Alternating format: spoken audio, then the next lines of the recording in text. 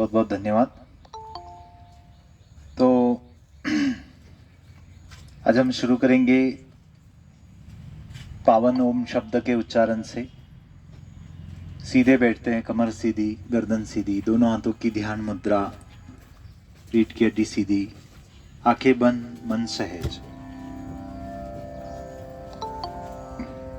लंबी गहरी सांस भीतर।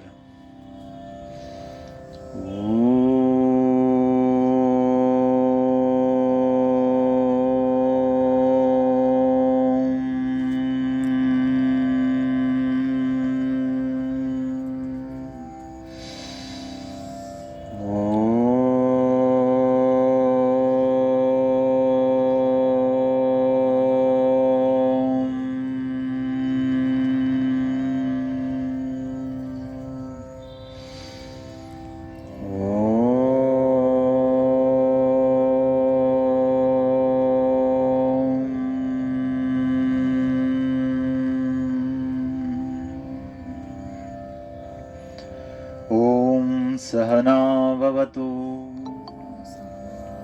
सहनौ भुनक्तु, सह वीर्यं करवावहै, तेजस्विनावधीतमस्तु मा विद्विषावहै। ॐ असतो मा सद्गमय, तमसो मा ज्योतिर्गमय, मृत्योर्मामृतं गमय। ॐ शान्तिः शान्तिः शान्तिः।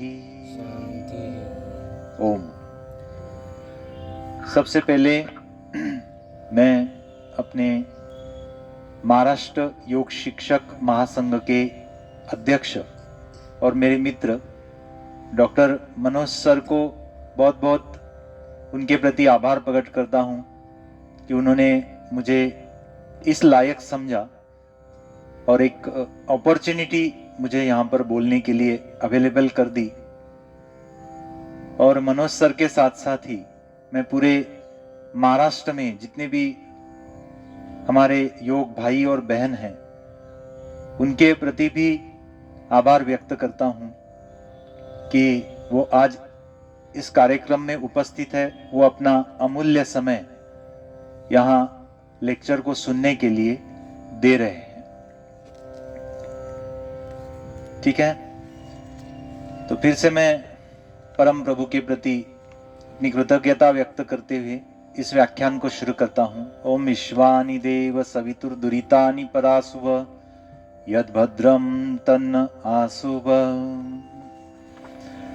आज का हमारा जो टॉपिक है वो है मानस रोगों के ऊपर पतंजलि योग सूत्र के परिणाम। तो सबसे पहले हम समझेंगे कि मानस रोग, मानसिक व्याधि। मैं आशा करता हूं कि वीडियो और साउंड आपको क्लियर होगा। अगर इसमें अगर कोई प्रॉब्लम है तो आप थोड़ा सा बता भी सकते हैं। तो मानस रोग में मुख्यतः दो रोगों के ऊपर फोकस किया गया है। एक तो उन्माद और दूसरा है अपस्मार।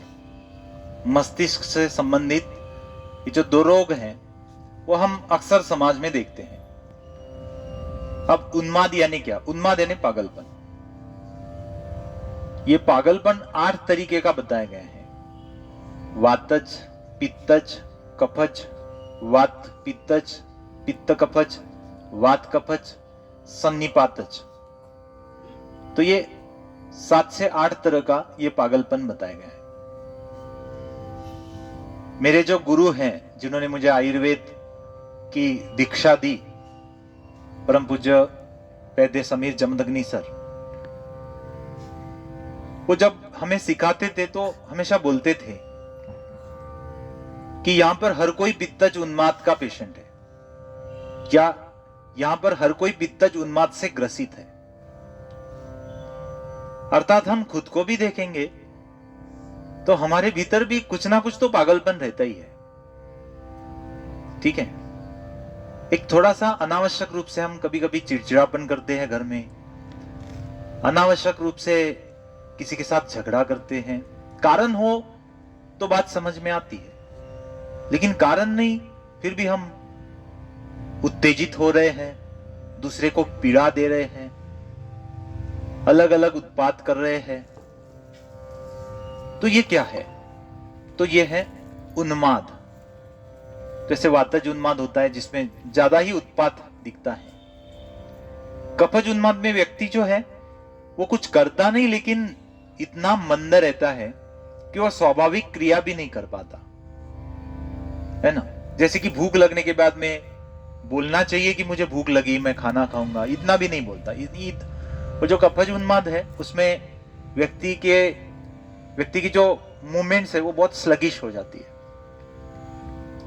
और आज के दिनों में हम ये भी देख रहे हैं कि बच्चों में, बड़ों में, बूढ़ों में सेंसिटिविटी बढ़ते जा रही है। ये भी एक मानस रोग है। संवेदनशीलता, अनावश्यक रूप से संवेदनशीलता बढ़ती जा रही है। और बच्चों को पहले हम जो छोटे थे ना, थोड़ा भी कुछ बोल दिया तो हम सहन लेते थे। माँ ने अगर झापड़ भी मार दी तो आकर माँ को बोलते थे कि मुझे खाना दे दे।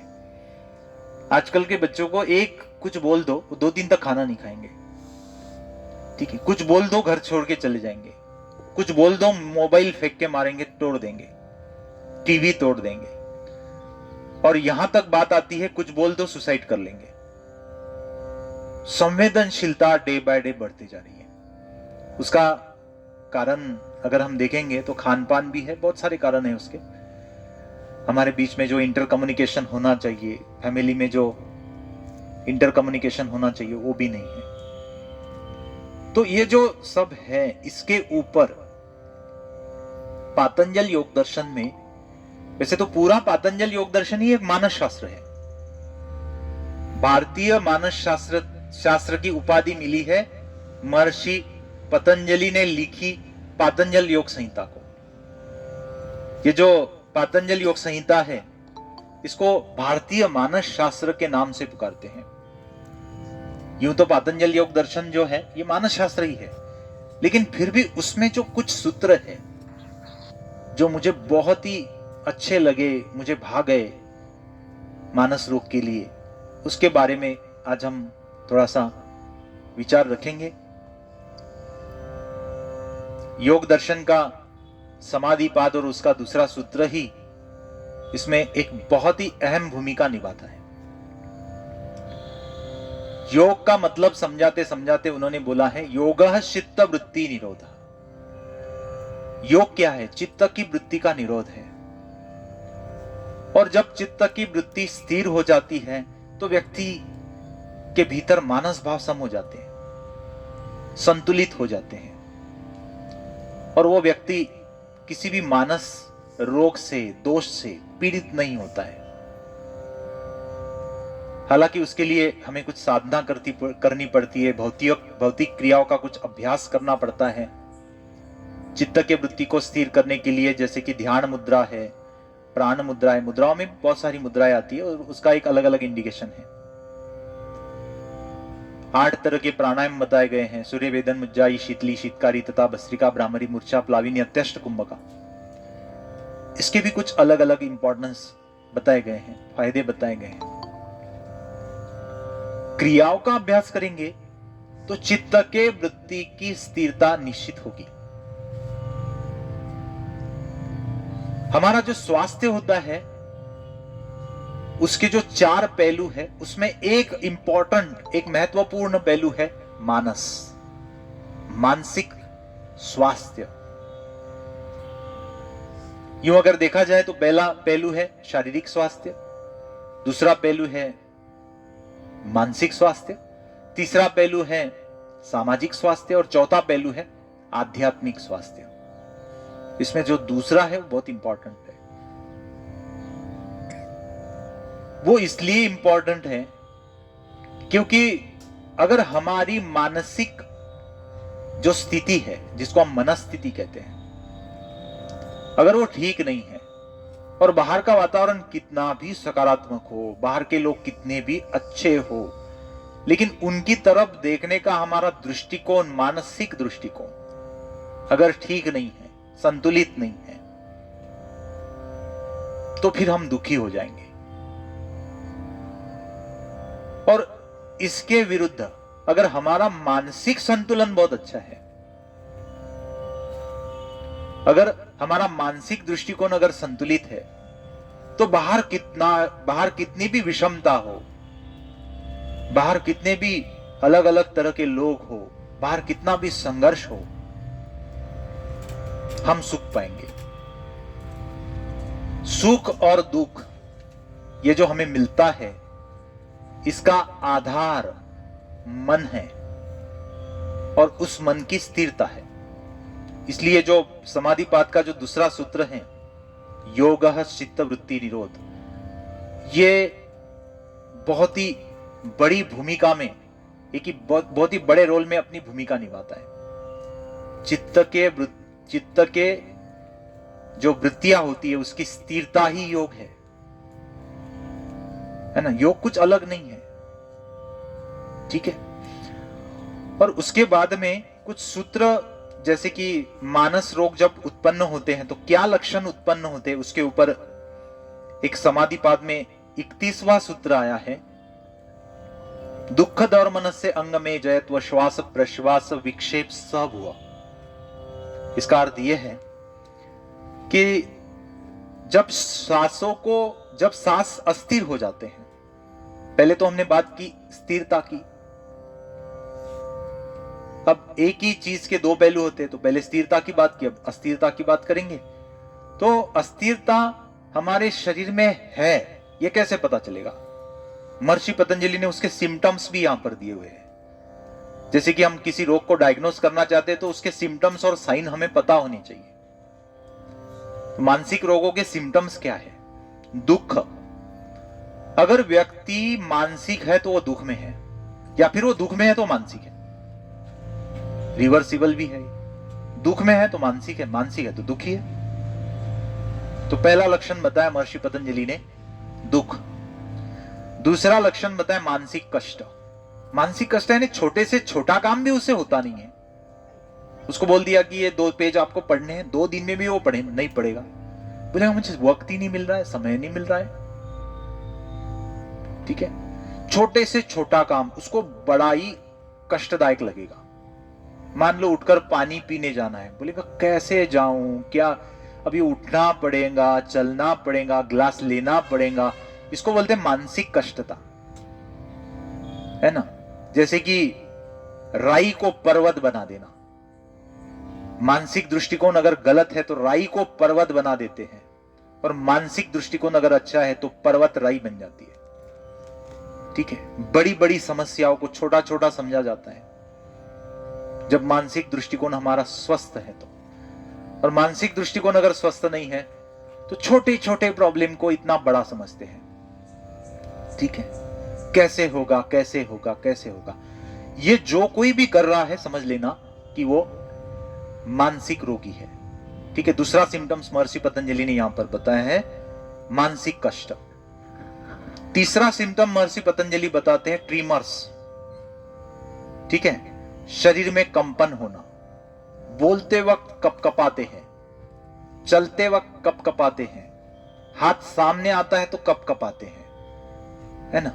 जैसे हम ये अक्सर देखते हैं जब हम लड़की देखने जाते हैं, अभी तो हो गई शादी, अब नहीं देखने जाएंगे, लेकिन दूसरे के लिए देखने जाते हैं, तो लड़की आती है, ठीक है। अक्सर ये देखा जाता है। ऐसा क्यों हो रहा है? क्योंकि उसके मन में एक अस्थिरता है, उसके मन में एक अशांति है। क्या होगा, क्या होगा, पसंद करेगा भी कि नहीं करेगा, ठीक है। चिंता है। चिंता भी मानसिक रोग का एक स्वरूप है। अगर कोई हमेशा चिंताग्रस्त रहता है तो मानसिक रोगी है। इसके ऊपर योग में बहुत सारे सॉल्यूशन है, मैं सॉल्यूशन के ऊपर बात नहीं करूंगा। रोग जो महर्षि पतंजलि ने फोकस किया है मानसिक रोगों के ऊपर, उसके सूत्र मैं आपको बता रहा हूं, ठीक है। तो कपकपी, जिसको हम बोलते हैं ट्रीमर्स, कंप, ठीक है, ये एक लक्षण है। और चौथा जो लक्षण बताया वो बहुत ही इंपॉर्टेंट है, इम्बैलेंस ब्रीदिंग, सांसों का असंतुलन। जैसे देखो, जब भी हम घबराते हैं ना, तो सांसों को ऐसे रिदमेटिकली नहीं करते हम। सांसों को हम रिदमेटिकली नहीं भरते और छोड़ते, इरिदमेटिकली भरा जाता है और छोड़ा जाता है। जब आपको सांप दिख जाता है ऐसे, है ना, एकदम से आप सांसों का जो क्रम रहता है ना, वो बिल्कुल बिगड़ जाता है। तो सांसों को जो सांसें नॉर्मल चल रही है, उसमें एक अनियमितता आ जाती है। जब हम कुछ गलत करते हैं तब ये देखा जाता है, देख लेना, है ना। कब कहीं से हम कुछ चुरा रहे हैं तो देखो, इधर धड़धड़ शुरू हो जाता है, सांसें बढ़ जाती है, ठीक है। जब बुखार हो जाता है तो सांसें बढ़ जाती है। रोगावस्था में भी सांसें स्थिर नहीं चलती, वो अस्थिर चलती है, ठीक है। वो जो ग्राफिकली मशीनें आ रही है ना अभी, उसके ऊपर हमें देखने को मिलता है। अब जब नॉर्मल रहेंगे तो वो ग्राफ एक इसमें रहता है, ठीक है, एक नॉर्मल इसमें रहता है, नॉर्मल कोर्स में चलता है। और जब भी कुछ ऐसा वैसा हो जाता है तो एकदम, है ना, अप एंड डाउन आ जाता है उस ग्राफ में। तो उसको बोलते हैं सांसों की अनियमितता। तो महर्षि पतंजलि ने बताया हुआ समाधिपात का 31वां सूत्र है, दुःखद और मनस्य अंग में जयत्व श्वास प्रश्वास विक्षेप सह भुव, ठीक है। सिम्टम्स ऑफ मानसिक रोगा यहां पर बताए महर्षि पतंजलि ने, ठीक है।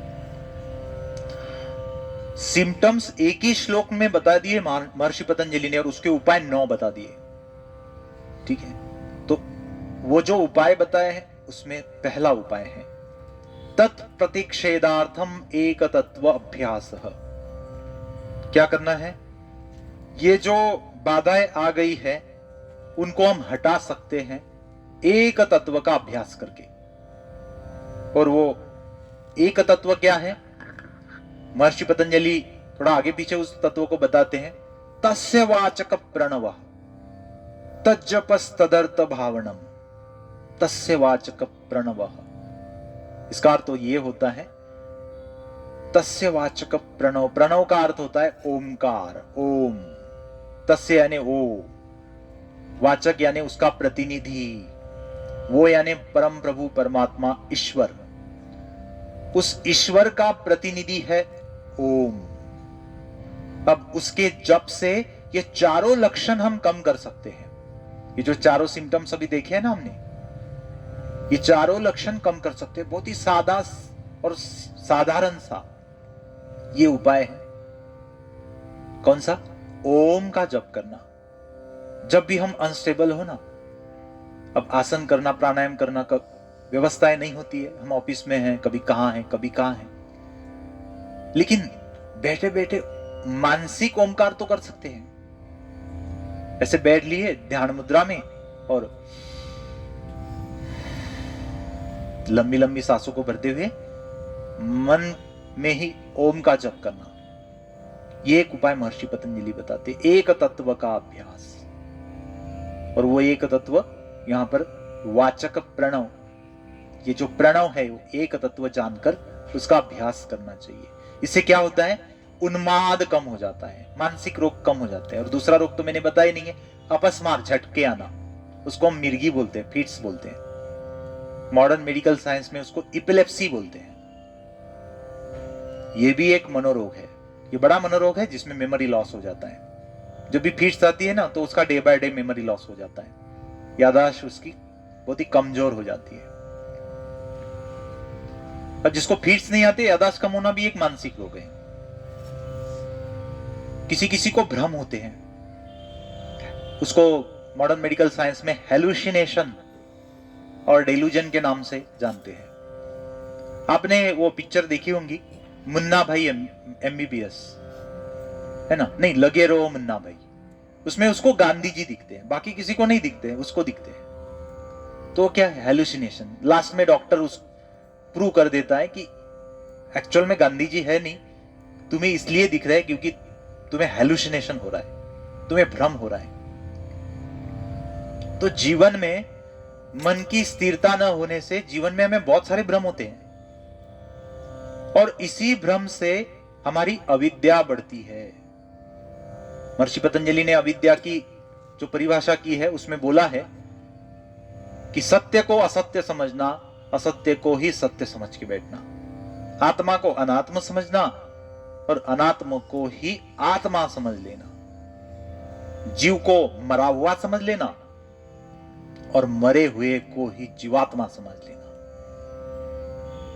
जीवन को नित्य समझ लेना, है ना। हर कोई यहां पर ऐसे जी रहा है जैसे कि वो मरेगा ही नहीं। ये भी तो एक अविद्या है। ये अविद्या भी एक मानसिक रोग है, ठीक है। तो इसके ऊपर और एक महर्षि पतंजलि उपाय बताते हैं। मैत्री करुणा मुदितो उपेक्षाणाम सुख दुख पुण्या पुण्य विषयानाम भावना चित्त प्रसादन। क्या करना है? अगर चित्त प्रसन्न करना है तो करना क्या है? ये लक्षण अगर दिखाई देते हैं, कौन से? दुख दर मनस्यंग में जयत्व श्वास प्रश्वास विक्षेप सह भुआ, इसमें से कोई भी लक्षण दिखता है तो इस सूत्र को याद करो। करना क्या है? जो सुखी है उनके प्रति मैत्री करो। हमारा उल्टा होता है, जो सुखी होता है उसको हम, है ना, उसके पास हम जाते नहीं है, जो दुखी है उसके पास जाते हैं। जो सुखी है उसके प्रति मैत्री का भाव रखो, जो दुखी है उसके प्रति करुणा का भाव रखो। जो दुखी है उनको हम कोस रहे हैं, हम उनको बोल रहे हैं, अलग अलग दृष्टिकोण से उसको डांट रहे हैं। बच्चे को कम मार्क्स मिल गए, उसको संभाल लेना चाहिए, बोलना चाहिए, जाने दे बेटा कोई प्रॉब्लम नहीं, अगले एग्जाम में तू मार्क्स ले लेना। यहां पर तो बच्चे को डर लगता है घर जाने में। अब 2 मार्क्स कम मिल गए, मेरे पिताजी क्या बोलेंगे, मेरी माताजी क्या बोलेंगी, और इस डर से वो सुसाइड कर लेता है, बाहर ही सुसाइड कर लेता है। क्यों? क्योंकि दुखियों के प्रति करुणा नहीं है। जो दुखी है उनके प्रति करुणा व्यक्त करो। जो पुण्यवान है, ठीक है ना, जो पुण्यवान है उनका अनुमोदन करो, उनका साथ दो, और जो पापी है उनको त्याग दो, उनकी उपेक्षा करो। ऐसे महर्षि पतंजलि ने बोला है। यही तो संतुष्टि का उपाय है। कैसे हो हम संतुष्ट? तो 4 लोगों के प्रति 4 भावनाएं आप रखनी है, तब जाके आप संतुष्ट हो जाएंगे। देखो, सुखी मैत्री सुखियों के प्रति, करुणा दुखियों के प्रति, पुण्यवान के प्रति अनुमोदन करे और पापियों के प्रति, है ना, उसको त्याग दे, उसकी उपेक्षा करे, ठीक है। तो ये और एक उपाय बताया महर्षि पतंजलि ने। अगर आप अनस्टेबल है, मानसिक रोगी है, तो महर्षि पतंजलि बताते हैं प्रच्छदन विदारणाभ्याम व प्राणस्य। इसका अर्थ यह होता है कि सांसों को बलपूर्वक बाहर छोड़े। अकॉर्डिंग टू हठयोग प्रतिपिका स्वामी स्वात्माराम के अनुसार इसे हम कहते हैं कपालभाति। जब हम फोर्सफुली एक्सहालेशन करते हैं, फोर्सफुली सांसों को बाहर छोड़ते हैं, तो क्या होता है? ऐसे ही करते हैं। तो यही महर्षि पतंजलि ने यहां पर करने के लिए कहा है। महर्षि पतंजलि ने कपालभाति शब्द से इसका वर्णन नहीं किया है। एक सूत्र में उन्होंने बताया प्रच्छदन विदारणाभ्याम वा प्राणस्य। सांसों को बलपूर्वक बार बार बाहर छोड़ने से मन शांत हो जाता है। करके देखो आप। किसी दिन अगर मन अशांत रहे, बस खाली एक ध्यान रखना, खाना अगर खाया है तो कम से कम 3 घंटा रुक जाना। वैसे प्रॉपरली 6 घंटे के बाद में कपालभाति बताई जाती है, लेकिन फिर भी इमरजेंसी में 3 घंटा रुक जाना। और आपको ऐसे लगे तो खाना खाने से पहले कपालभाति कर लेना। 15 मिनट तक अगर कपालभाति कर लेते हैं तो मन एकदम शांत हो जाता है। यह भी एक बहुत अच्छा तरीका महर्षि पतंजलि अपने समाधि पाद में सूत्र रूप में बताते हैं। ठीक है, और एक उपाय बताते हैं, विषयवती व प्रवृत्ति उत्पन्ना मनस स्थिति निबंधिनी। इसका अर्थ यह होता है की ज्या सर्व समाधी अवस्थात इंद्रिय विषयांचे अलौकिक अनुभव येतात त्या अवस्था मनाच्या चिकाटीस कारणीभूत होतात, है ना। ज्या सर्व समाधि अवस्थांमध्ये इंद्रिय विषयांचे अलौकिक अनुभव येतात, अब ये थोड़ा सा समाधि को अनुभव करके फिर आगे बढ़ना होता है, इसलिए ये इसको थोड़ा कॉमन नहीं बोलेंगे हम, ठीक है, थोड़ा सा अनकॉमन है। जिन्होंने बहुत ऊंचाई प्राप्त कर ली अपने जीवन में, वो ये उपाय कर सकता है। अब कंपलसरी नहीं कि यही करना चाहिए, क्योंकि महर्षि पतंजलि ने तो 9 ऑप्शन दिए हैं। हम करोड़पति तो 4 ही ऑप्शन देता है, या तो महर्षि पतंजलि 9 ऑप्शन दे रहे, कोई भी एक चुन लो। ठीक है, पहला ही बहुत अच्छा था, बस ओम का जप कर लो तो हो जाएगा। उससे आगे बढ़ना है तो चलो कपालभाति कर लो, हो जाएगा। नहीं तो 4 लोगों के प्रति 4 भावनाएं रख लो, हो जाएगा। और एक बताते हैं, विशोका वा ज्योतिष्मति, विशोका वा ज्योतिष्मती, दुःख रहित असलेल्या उज्ज्वल प्रकाशमान वस्तूवर ध्यान केल्याने समाधि प्राप्त होते, यानी समाधि का अर्थ है चित्त की एकाग्रता हमें प्राप्त हो जाती है। जो दुख से रहित है, ऐसे उज्ज्वल प्रकाश के ऊपर हम जब केंद्रित हो जाते हैं तो हमारा मन स्थिर हो जाता है। और जिसका मन स्थिर है वो मानस रोगों से मुक्त है, जिसका मन स्थिर नहीं वो मानसिक ही है। किसी को आप मानसिक बोल दो, अरे यार तू मानसिक है, उसको इतना गुस्सा आएगा, बोलेगा मुझे मानसिक बोलता है तू, मैं मानसिक हूं। अब वो इतना बोलने के बाद में ही वो प्रस्तुत कर देता है कि मैं मानसिक ही हूं। ठीक है, उसको बोल दो कि देखो आप गालियां मत दिया करो, साला मैं कहां गाली देता, है ना। वो बोलते बोलते ही बोल रहा है कि साला मैं कहां गाली देता, वो गाली दे के ही बोल रहा है और फिर भी बोल रहा है मैं कहां गाली देता। यानी इतने मानसिक होते हैं लोग कि जो कर रहे हैं वो भी उनको पता नहीं होता है कि क्या कर रहे हैं, क्या बोल रहे हैं, इतने मानसिक हो जाते हैं। तो ये जो है ना, यहाँ पर दुःख रहित असलेल्या उज्ज्वल प्रकाशमान वस्तुवर ध्यान केल्याने अब त्राटक कर सकते हैं।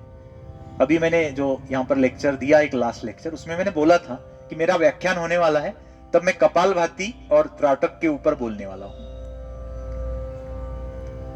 अगर आपका मन अस्थिर है तो घी का दिया ले लो और उस घी के दिए की ज्योत के ऊपर अपनी नजर को टिका लो, एकाग्र कर लो और देखो, है ना। एक किसी को तो एक सेटिंग में ही लाभ हो जाता है, और नित्य करे तो फिर बात ही अलग है। ठीक है, तो ये विशोका वा ज्योतिष्मति, तो हठयोग प्रदीपिका में उसको त्राटक बोला है, जो कि महर्षि पतंजलि ने उसको एक श्लोक में यहां पर बोला है, विशोका वा ज्योतिष्मति। आगे और एक उपाय बताते हैं, वीतराग विषयम वा चित्तम, वीतराग विषयम वा चित्तम। इसका अर्थ यह है, मराठी में पढ़ रहा हूं, उसके बाद में हिंदी में समझाऊंगा। सर्व इंद्रिय विषया संबंधीची आसक्ती ज्या हृदयातून निघून गेली आहे त्या हृदयाचे ध्यान केल्याने चित्त स्थिर होते। अब इसमें उन्होंने ऐसा बोला है कि कोई एक ऐसा व्यक्ति, कोई एक ऐसा महात्मा, कोई एक ऐसा योगी कि जिसको किसी बात का मोह नहीं है ना। जैसे दिगंबर साधु में हम देखते हैं, कपड़ों का भी मोह नहीं रहता है, नंगे हो जाते हैं, है ना। कपड़े पहन के भी तो मोह से रहित हो सकते हैं, लेकिन जिसने कपड़ा ही त्याग दिया है तो फिर मोह ही किस बात का रहेगा। ठीक है, तो ऐसे व्यक्ति के हृदय पर जब हम ध्यान कर लेते हैं तो हमारा मन स्थिर हो जाता है, हमारे मानसिक जो विकार है वो कम हो जाते हैं। ठीक है, और आगे एक उपाय बताया है, स्वप्न निद्रा ज्ञानालंबनम वा। इसका अर्थ है, स्वप्न अवस्था में कभी कभी, स्वप्न अवस्थामध्ये कधी कधी जो अपूर्व ज्ञान लाभ होतो त्याचे, आणि सुषुप्ती अवस्थेत जे सात्विक सुख प्राप्त होते त्याचे ध्यान केल्याने सुद्धा चित्त शांत होते। ठीक है, स्वप्न अवस्था में कभी कभी अपूर्व जो ज्ञान लाभ होता है अब स्वप्न अवस्था में अपूर्व ज्ञान लाभ कब होता है? उसको स्वप्न नहीं बोलेंगे, फिर दृष्टांत तो बोलेंगे।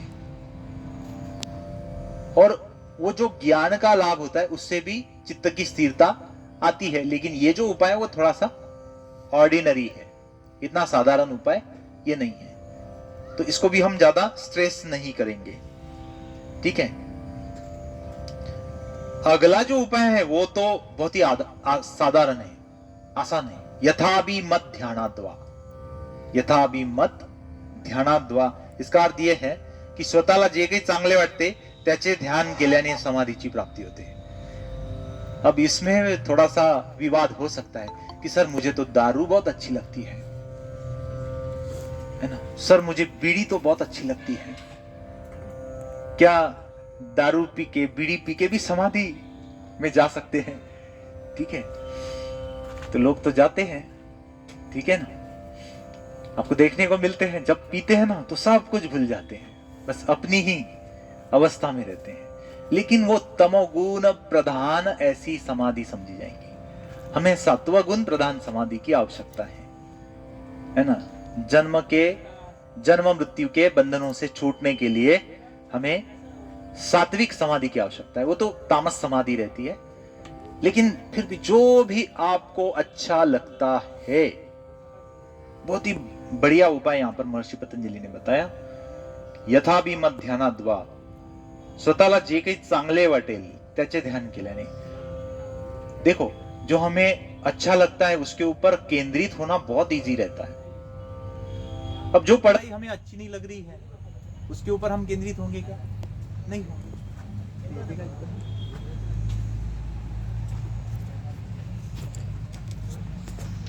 विश्वजीत, विश्वजीत 2 मिनट का समय लूंगा क्योंकि वो इसकी चार्जिंग खत्म हो गई स्पीकर की।